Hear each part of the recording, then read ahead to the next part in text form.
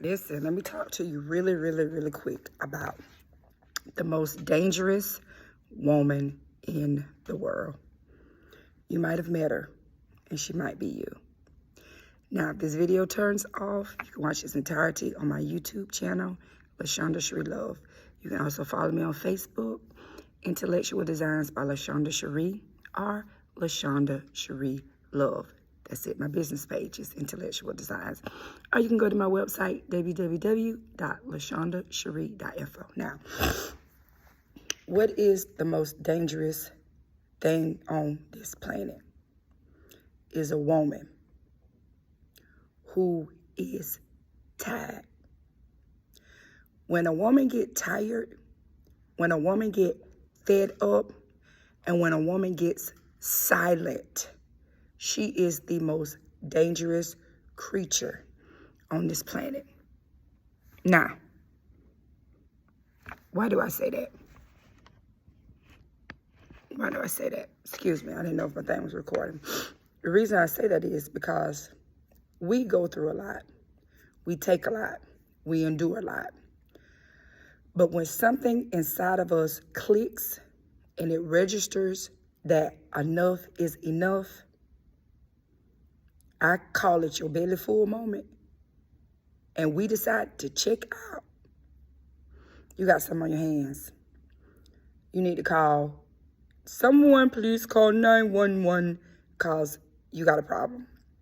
Let me tell you about this woman that I knew who was very insecure, had low self-esteem, and used the esteem of a relationship and the other person in the relationship to boost her esteem. This woman ran and chased after this man for 4 years, non-stop. Affair after affair, getting caught on the cell phone, getting jumped on. She went through all this stuff with this man until one day. You never know what your one day is going to look like, okay? Your one day could be you waking up and having an epiphany. Your one day could be you driving down in the car, drinking your coffee and having an epiphany. Your one day could be you on your job typing and you have an epiphany. It could be some letters in the mail. That's your epiphany. But one day, this woman had an epiphany. And she decided that enough was enough. That's it. No more running. No more chasing. No more looking. I'm done. You win. You can have it. I don't care. Now, when a woman get like that, you know that song R. Kelly saying, when a woman fed up, there's nothing you can do about it. There's nothing really you can do about it because, like I told you, women, we take a lot. I'm talking about we take a lot. But when we're tired, when it's over with, when we're done, we just done. That's it. I'm washing my hands of you. I'm washing my hands. I'm done. Now, this woman that I'm telling you about, who had an epiphany, once was me. My epiphany came in the form of paperwork. I was telling my husband about this morning, how I ran and I chased and I ran and I chased, and I ran and I chased until God gave me the epiphany. You never know what your epiphany gonna be. Mine was paperwork. And at that moment, that was it. Nothing but silence. Nothing but silence.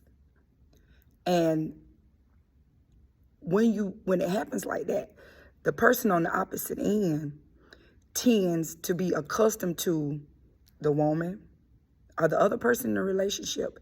But I'm specifically talking to women. Chasing and doing stuff erratic. But the paperwork was mine. That's done. You done got the butter from the duck. And then that's I can do. It's over. but the other person wanted to be chased. Why am I saying all of this? I'm saying all of this, again, not to rehash anything, but remember, we overcome by the words of our testimony. And I can only speak to you about my experiences, not, that person is long gone and happily married, and I'm long gone and I'm happily married. But I'm telling you that something in you clicks when you have an epiphany, and you never know how God is going to give you your epiphany. But when you get it, and you be done. But what the enemy likes to do is, he's so familiar with your ways, he's accustomed to your ways, they want you to go back to chase mode, not realizing that when our spirit break, and it's broke, it could be something simple. But when it break, and you realize, okay, it is what it is, women become dangerous. Because what we'll start doing is, we'll get one of these, and we'll start rewriting our story. And you see this right here? We'll go ahead and erase you out of that part. Now, erasing is easily said and done, because some people have 20, 30, 40, 50, 10, 8, 9 years worth of investment. You don't just get in a relationship to be in a relationship with somebody. A woman don't. Especially if we have what I say, we've rested in you. It's different from me just letting you hit it. And you just paying the bill here, you paying the bill there, and there's no investment in it. Even if without the ring, I beg to differ. Some people have been in committed relationships with people for years.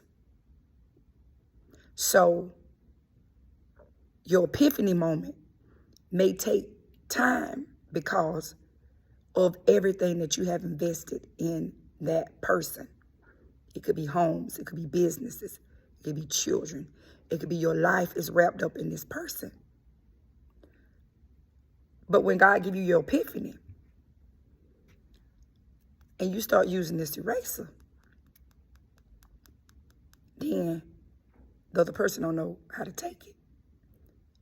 Now, I don't know why I be watching Obsession and stuff like that on the ID channel. One of the reasons is I'm intrigued on the human mind and how people become obsessed with other people after they've said no. And I was looking at this episode where this boy was obsessed with this lady her whole life, and he wound up killing her because of her no. What I'm telling you is, as long as we are chasing, we're runners, we're chasing that person, we're chasing what we have tied up. It's like your life is in a bag, like it's tied up like this, and you wrapped up, and everything that you are is wrapped up in this person. The person you already know ain't studying you. The person you already know don't have your best intentions. But because I'm so wrapped up in you, I can't just unfold this blanket, because look how big it is. Look how much stuff. Look at all of this. All of this is wrapped up in you. The person that is wrapped up in don't have the ability at times to see how tied up you are and invested in that person. They don't get it until you start using your eraser. The hardest thing I have ever did, 2 things was the most difficult thing for me to do. Number 1, in my first marriage, to go and file for a divorce. Felt like I was dying. The second thing in the second marriage is to start using my eraser and pretend like you don't exist, because my esteem was so low. And I had invested everything. I had poured all the eggs out the basket until I felt like into this person. It was hard for me to move on. But I made a decree. And you have to make a decree that I'm not going back. And I'm using my eraser. I'm not chasing. I'm not doing anything like I normally do. And that's what makes a woman dangerous. When we switch the game up. See, as long as we got the same pattern of behavior, I'm going to run, I'm going to chase, and that person pretty much can, in their mind, I ain't worried about I'm going to sleep with this person, I'm going to do this, I'm going to do that, because I already know we're going to get in an argument, she's going to chase me, she's going to burn my car up, we're going to make back up, we're going to be good for a month or two, and then I'm going to go back to doing what I was going to do.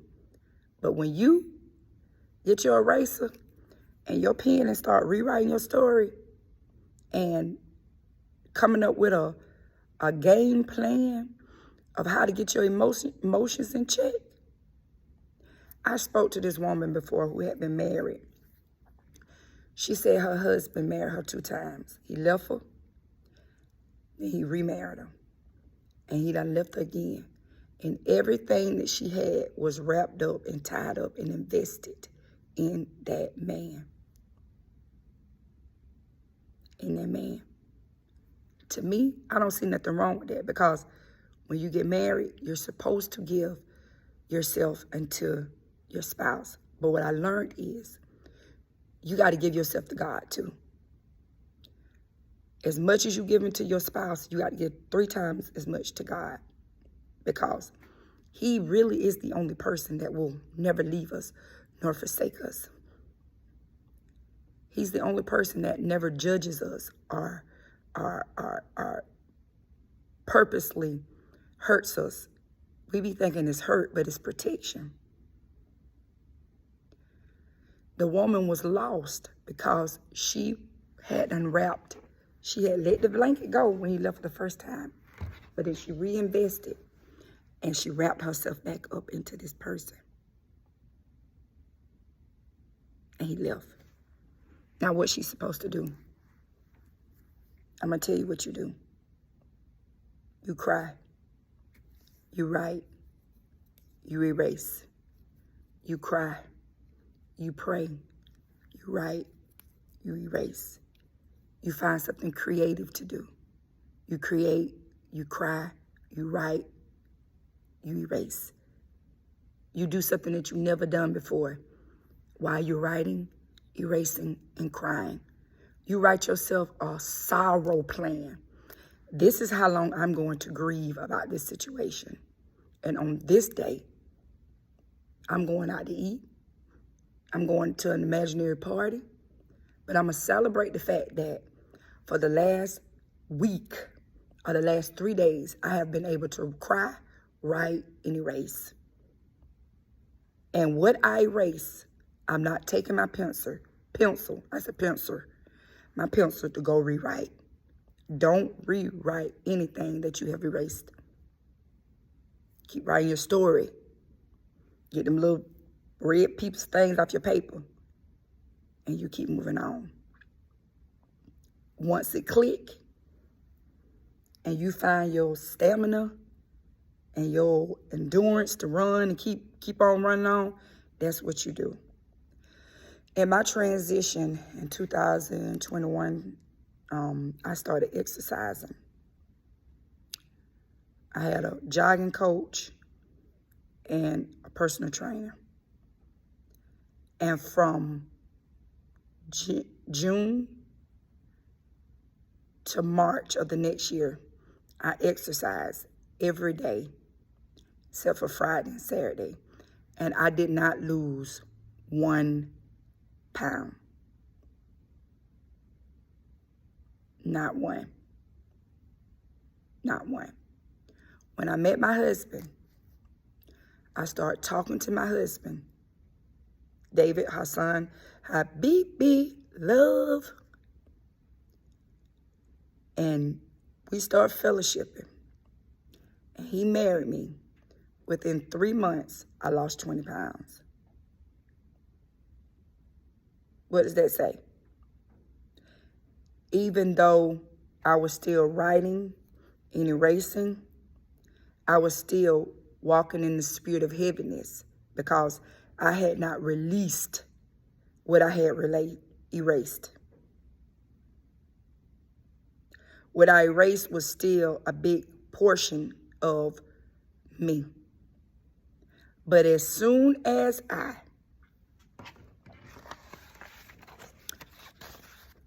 got another sheet of paper, throw that whole book that I was writing and erasing in, that whole book, I took it and I threw it away.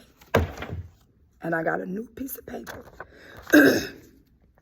and started writing and decided that I'm going to rewrite this story called LaShonda Love Life. And this time, we're going to do things all different. And instead of investing everything into somebody, I'm going to invest everything into God. I'm going to give him my heart first. And then I'm going to serve my husband. My husband ain't number one. God is. And as soon as I made the adjustment with my pen and my paper, and I put God first and then him number two, I was able to see things differently. The weight drop. I'm happy for real. That's something. I'm happy. Leave me alone. I'm happy. I dropped the weight because I made up in my mind that the things that I wrote and erased, I'm leaving it alone. You don't even got to talk about stuff that you done deleted, that you done erased. You're not even a factor of conversation anymore. You're a non-factor. Because when a woman decide to start rewriting her story, she's dangerous. She's a deadly weapon. When I say deadly, she's a deadly weapon. So I encourage you on today. I don't care what you done been through. I don't care who broke your heart. It hurt. It hurts. But you still got the right and erase. While you crying, you still got the right and erase while you're praying. Because your mind is made up. Now that your mind made up, you got to do something different. You cannot do the same thing that you did because you're going to get the same result. They say that when you keep doing the same thing over and over again and you get the same result and you keep doing it, it's insanity. So we ain't insane. You fed up, you done moved on, you taking your stance. Now, let's move on. Okay? And that will be a chapter in your book. Speaking of which, this little agenda was created by moi. Excuse me. And baby, it's my lifeline. This is my lifeline. You can go to Amazon and put in LaShonda Cherie Love, David Hassan Love, and you can order this agenda. I updated it, and now it has 200 pages. But baby, look, this thing saved my life. This got my whole everything. Oh Lord, I'm dropping my stuff. Everything is in this agenda right here. I put everything in it. I can't go nowhere without it.